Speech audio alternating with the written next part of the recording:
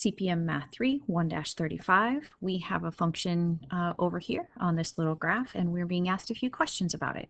It says which x values have points on the graph, and basically we know that to mean asking us what is the domain, and the domain is the farthest left to the farthest right.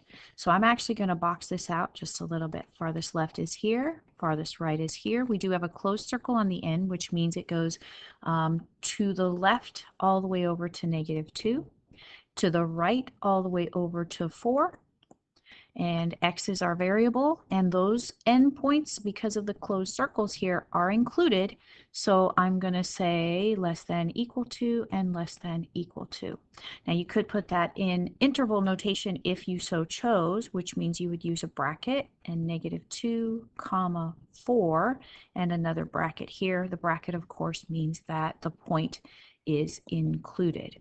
If it was an open circle, we would use a parentheses, and that means it is not included. Open circle on the end. Okay. All right. So the next question is, what are the possible outputs for g of x, which is the range? All right. Let's use a different color for range. All right. And the range is the lowest point of the graph to the highest point of the graph, and the lowest it goes down to -1, and the highest it goes up to 3.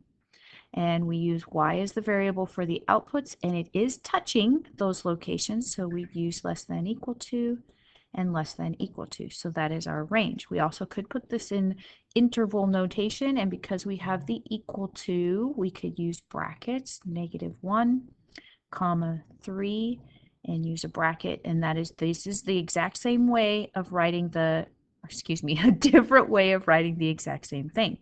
All right, so Ricky thinks that the range is -1, 0, 1, 2, and 3. This is partially correct. Yes, the range is -1, 1, 2, and 3, but it's all those points in between as well, because this is a continuous graph. So it's all of the points. Another value in the range would be a half, because you have, some points that are outputs of 1/2, and that is okay. All right, so we're being asked to sketch another function with the same domain and range, and let's see what happens when we do that.